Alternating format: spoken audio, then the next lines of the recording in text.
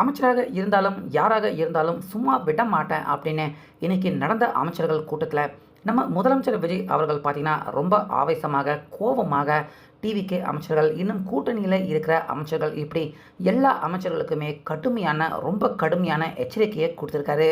இதில் மிக முக்கியமாக பார்த்தீங்கன்னா கிட்டத்தட்ட தற்போது அமைச்சர்களாக இருக்கிற ஒரு 6 அமைச்சர்கள் கண்டிப்பாக அவங்கள நீக்கிட்டு வேற புதிய அமைச்சர்கள் புதிதாக தமிழக வெற்றி கழகத்தின் அமைச்சராக பொறுப்பெடுக்கிறதுக்கான வாய்ப்புகள் தற்போது கட்டாயமாக ஏற்பட்டிருக்கு அப்படின்னு இப்போ ஏற்கனவே அமைச்சர்களாக இருக்கிறவங்க அவங்க தலையில் இடியை இறக்குற மாதிரியான ஒரு திடுக்கிடும் அதிர்ச்சி தரும் தகவலையும் அமைச்சர்கள் எல்லாருக்குமே அதிர்ச்சி தரும் இந்த விஷயத்தையுமே நம்ம முதலமைச்சர் விஜய் அவர்கள் சொல்லியிருக்காரு.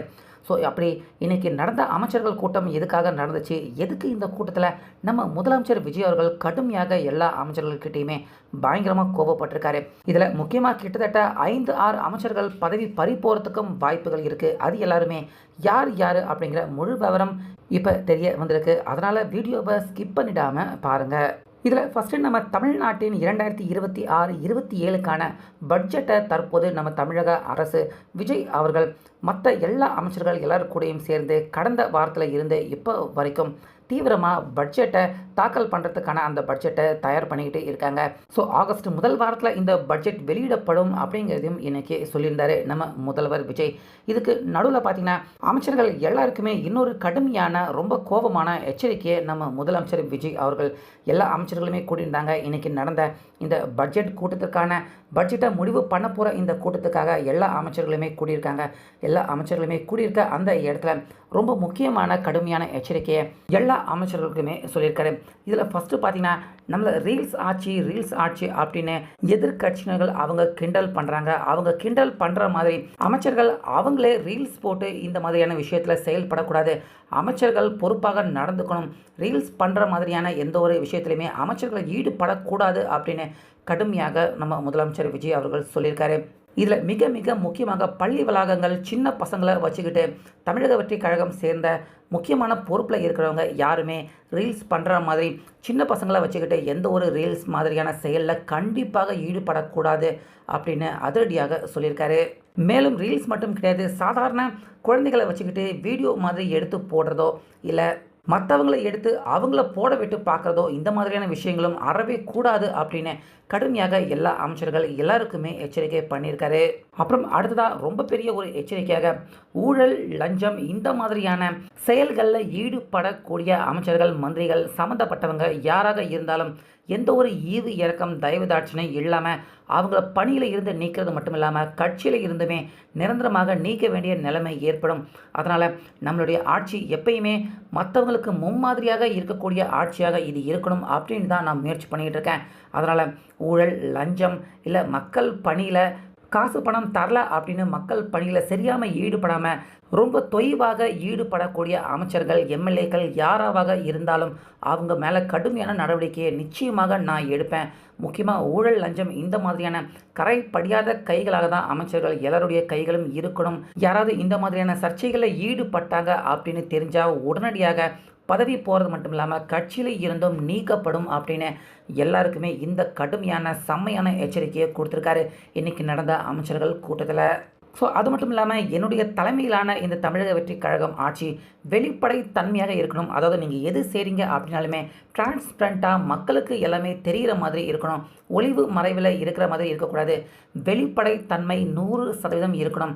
அப்படி தான் மக்கள்கிட்ட அமைச்சர்கள் எல்லாருமே நடந்துக்கணும் அப்படின்னு அமைச்சர்கிட்ட இந்த விஷயத்தையுமே நம்ம முதலமைச்சர் விஜய் அவர்கள் வலியுறுத்தியிருந்தார். ஸோ எல்லாத்தை விட கடைசியாக செம்மையான ஒரு விஷயமாக தப்பு பண்ணவங்க யாராக இருந்தாலும் என்கிட்ட இருந்து தப்பிக்க முடியாது. அவங்களுக்கு கண்டிப்பாக மன்னிப்பு அப்படிங்கிறதும் நிச்சயமாக இருக்காது. ஏன்னா நான் இப்போவே சொல்லிடுறேன், தப்பு யாரும் பண்ணணும் அப்படின்னு நினைக்காதீங்க. அதையும் தாண்டி நீங்கள் தப்பு பண்ணிங்கன்னா கண்டிப்பாக உங்களுக்கு மன்னிப்பு அப்படிங்கிறது நிச்சயமாக இருக்காது. இது தெரிஞ்சவங்க தெரியாதவங்க அப்படின்னு யாராக இருந்தாலும் எல்லார் மேலேயுமே கடுமையான நடவடிக்கை அப்படிங்கிறது நிச்சயமாக எந்த ஒரு சமரசமும் இல்லாமல் அதிரடியாக அவங்க மேலே நடவடிக்கை கண்டிப்பாக எடுக்கப்படும். அதனால் நீங்கள் நம்மளுடைய தமிழக வெற்றி கழகம் ஆட்சி ஒரு நல்ல ஆட்சி அப்படின்னு மக்கள் எல்லாருமே நம்புகிற மாதிரி வெளிப்படைத்தன்மையாக இருங்க. எந்த ஒரு இடத்துலையுமே லஞ்சம் ஊழல் வேலை தாமதமாக நடக்கிறது தாமதப்படுத்துறது இந்த மாதிரியான விஷயத்தில் ஈடுபடாமல் எல்லா அமைச்சர்களும் சிறப்பாக செயல்படணும். மக்கள் பாராட்டுற மாதிரி எல்லா அமைச்சர்களுமே செயல்படணும். தவறு செஞ்சவங்க நிச்சயமாக தண்டிக்கப்படுவாங்க அப்படின்னு இன்னைக்கு நடந்த அந்த பட்ஜெட் கூட்டத்திற்கான அமைச்சர்கள் கூட்டத்தில் நம்ம முதலமைச்சர் விஜய் அவர்கள் இந்த பட்ஜெட்டுக்கான முக்கியமான விஷயம் இது எல்லாத்தையுமே பேசி முடிச்சதுக்கு அப்புறமா அமைச்சர்கள் எல்லாரும் உட்கார்ந்துருக்காங்க, எல்லாருமே கூடியிருக்காங்க. எல்லாரும் முன்னிலையிலுமே இந்த அதிரடியான எச்சரிக்கை எல்லா அமைச்சர்களுக்குமே கொடுத்திருந்தாரு. ஸோ இதில் இன்னொரு முக்கியமான விஷயமும் என்ன அப்படின்னு பார்த்தீங்கன்னா, ஏற்கனவே ஒரு சில அமைச்சர்கள் மேலே சர்ச்சையான விஷயம், ஏற்கனவே ஒரு சில அமைச்சர்கள் மேலே ஒரு மாதிரியான புகார், தவறான விஷயங்கள், அது எல்லாமே ஏற்கனவே நம்ம முதலமைச்சர் விஜய் அவருடைய கவனத்துக்கு போயிடுச்சு.